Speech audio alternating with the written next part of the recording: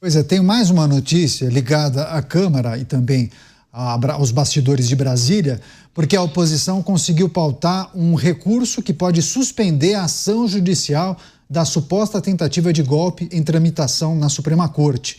Os deputados alegam que a Justiça e a Procuradoria-Geral da República violaram a prerrogativa funcional do artigo 53 da Constituição, que trata da imunidade parlamentar. Esse artigo prevê que, ao receber a denúncia contra um parlamentar, o Judiciário deve comunicar ao Legislativo, que vai decidir sobre o andamento dessa ação. Segundo o advogado do PL, Marcelo Bessa, há chances da suspensão estender-se a todos os réus. A ação foi encaminhada para a Comissão de Constituição e Justiça da Câmara, afirmou o líder do PL, Sóstenes Cavalcante. Essa suspensão requer o apoio da maioria dos deputados e deve ser pautada em até 34 dias. Então, Câmara podendo aí suspender uma ação sobre a suposta tentativa de golpe de Estado. Você, Mota, muitos veem nessa medida uma possibilidade de se estender e abarcar e beneficiar outras figuras, inclusive, viu? Bom, depois da decepção que a gente teve, né, com o assunto do projeto de anistia, eu vou conter o meu otimismo em relação a esse caso. Mas o Congresso precisa restabelecer a sua independência. O Congresso tem prerrogativas. Uma delas é essa: sustar o andamento de uma ação penal contra um deputado. Basta o apoio de pelo menos 257 deputados e a ação penal fica suspensa enquanto o réu tiver mandato. Se o deputado não for reeleito ou perder o mandato, o processo volta a correr normalmente. Então, está longe de ser uma solução perfeita, mas é o que está disponível agora. Vamos ver se as condições do Congresso permitem que isso avance. Você, Dávila, conseguiu trazer algum tipo de análise e apontamento sobre consequências, uma vez que o objetivo da Câmara seja alcançado? Candidato, acho que eu antecipei a minha citação do apaziguadora, né? Achando que você vai alimentar o crocodilo e nunca vai chegar a sua hora. O desrespeito ao artigo 53, quem é que foi defender o deputado Marcel Van Hatten? Quando também foi indiciado pelo que disse no plenário. Desrespeitaram completamente o artigo 53. Desrespeitaram a cassação injusta do deputado Deltan Dallagnol. Então, assim, a turma tá jogando lá a comida para o crocodilo achar que nunca vai chegar a hora deles. E é o que está acontecendo com mais esse caso. O artigo 53 da Constituição é claro. Uma pessoa, um parlamentar indiciado num processo penal, mesmo no STF, precisa ser comunicado ao parlamento. Essa comunicação não foi feita. E é o Congresso que decide se dará andamento ou não. É uma coisa muito importante, não é só comunicar. O Congresso vai julgar se aquele processo deve ser dado andamento ou não. Então, assim, o desrespeito aos artigos da Constituição é uma coisa assombrosa na forma cotidiana que vem sendo feito por todos os poderes, tanto pelo Legislativo quanto pelo Judiciário. Então, não me surpreende que estão fazendo a coisa certa, mas falta a musculatura, a convicção nos princípios para defender até o fim e não ceder. Senão, esta guerra vai ser mais uma batalha perdida. E não é perdida por causa do deputado, é perdida por causa do desrespeito à Constituição. É isso, o pedido de suspensão tem como base esse artigo destacado pelos nossos comentaristas, artigo 53 da Constituição, que trata da imunidade parlamentar. E o pedido do PL tem um objetivo de beneficiar o Alexandre Ramagem, deputado federal Alexandre Ramagem, mas alguns juristas entendem que, dependendo da avaliação e do resultado, isso poderia ser estendido para outras figuras. Você, Beraldo? O problema é que as questões jurídicas, judiciais graves do hoje deputado Alexandre Ramagem dizem respeito a atividades conduzidas por ele antes do mandato de deputado. Acredito que o Supremo Tribunal Federal, mesmo reconhecendo essa condição da Câmara, o Supremo deve ficar firme na tese de que esse tipo de ação da Câmara só dirá respeito àquilo que foi feito quando a pessoa era deputado.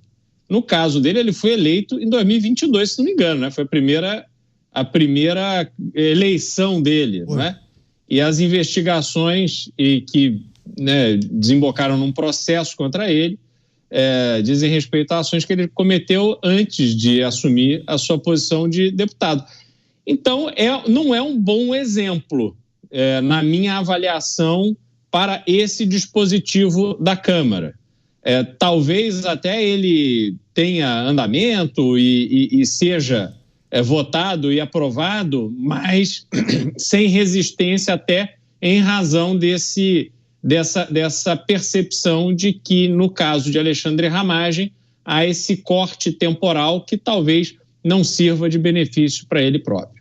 Pois é, claro que a gente vai continuar monitorando essa situação que envolve, mas muitos se apoiam em alguns dispositivos da nossa legislação, achando que talvez um coelho poderia ser tirado da cartola, né, Mota? Você tem adotado uma postura muito cética, né, muito cautelosa em relação a talvez ideias mirabolantes ou teses e teorias sobre reversões, mudanças abruptas nesse cenário que a gente observa, principalmente quando a gente olha para o nosso judiciário, as medidas que vêm sendo tomadas pela nossa justiça e que acabam interferindo no cenário político. É preciso ter cuidado nessas avaliações e também nessas expectativas infladas, Mota? Eu tenho poucas expectativas, Caniato, de mudanças radicais no cenário, porque esse cenário foi construído aos poucos com a complacência e a participação de muita gente que pertence ao Estado brasileiro. Eu acho, inclusive, errado a gente atribuir esse problema ao judiciário. Para começar, o judiciário foi diversas vezes provocado por congressistas. Os congressistas atravessaram a rua e foram lá bater na porta do judiciário e pedir que o judiciário se intrometesse em coisas que não eram de sua alçada. Então, esse problema envolve o Estado brasileiro. E por isso me surpreende a avaliação equivocada que, na minha opinião, muita gente está fazendo porque não está vendo qual é o destino final desse processo. E aí eu acho que o Dávila foi extremamente feliz quando ele citou Churchill. Eu queria citar uma outra frase de Churchill aqui, que às vezes dizem que ele não falou exatamente assim, mas em muitos lugares está registrado como ele tendo falado isso. Foi um comentário que Churchill fez sobre a covardia do Reino Unido e da França quando fizeram um acordo com a Alemanha aceitando a ocupação da Tchecoslováquia. Eles chegaram à conclusão que não vamos brigar com os alemães, com aquele ditador cujo nome eu não vou pronunciar, mas vamos aceitar a invasão da Tchecoslováquia, quem sabe assim ele se acalma e a gente evita uma guerra.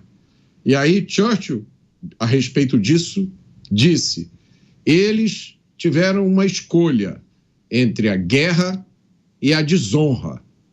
Escolheram a desonra e agora terão a desonra e a guerra. Você, Dávila, só para fechar, passar a régua as expectativas de muitas pessoas que ainda acreditam em uma reviravolta, alguma medida que poderia vir a ser tomada pelo Legislativo Federal, enfim, Câmara dos Deputados e Senado, nosso Congresso, algum tipo de reversão também no âmbito da Justiça.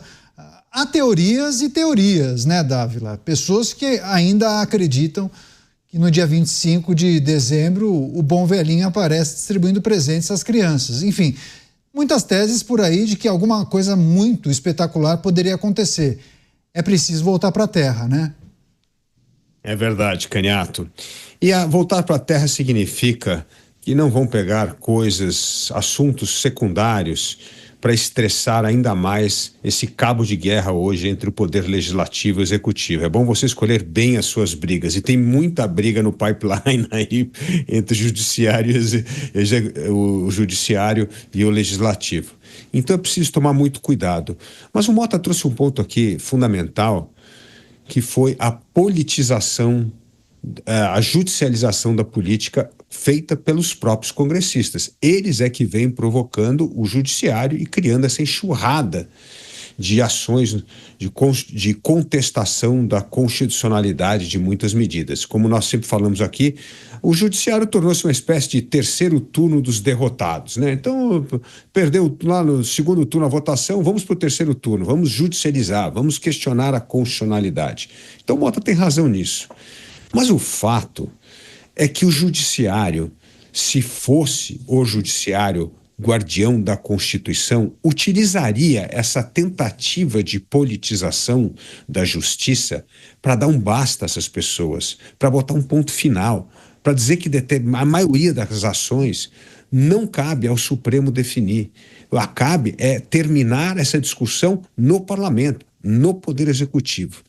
E aí vale a pena mencionar um fato histórico nos Estados Unidos que foi fundamental nisso. Os Estados Unidos aconteceu uma coisa muito parecida com o que aconteceu no Brasil agora, que é essa judicialização da política no começo do século XIX. Tudo era mandado ao Supremo Tribunal Federal. Só que quando chegou no Supremo, existia o presidente do Supremo, que era um cara extraordinário, chamado John Marshall. E o John Marshall foi justamente criando toda a jurisprudência constitucional para dizer: esse assunto é para ser julgado na Suprema Corte, esse aqui não. Ele foi criando os balizadores para a justiça não se tornar o terceiro turno da política. E graças à atuação extraordinária de John Marshall, aliás, quem tem curiosidade, vale muito a pena, tem biografias fantásticas do John Marshall, ler, porque você vai ver como a justiça tornou-se o poder que deu o balizamento para a política resolver a maioria das questões. E adotou um critério muito seletivo para aquelas questões que precisavam ser esclarecidas na Constituição a ser julgada pela Suprema Corte. É este o papel que nós esperamos da Suprema Corte brasileira. Porque se tivesse adotado a postura de John Marshall, a nossa Suprema Corte, hoje nós estaremos aqui aplaudindo a Suprema Corte, e a Suprema Corte teria evitado a judicialização da política.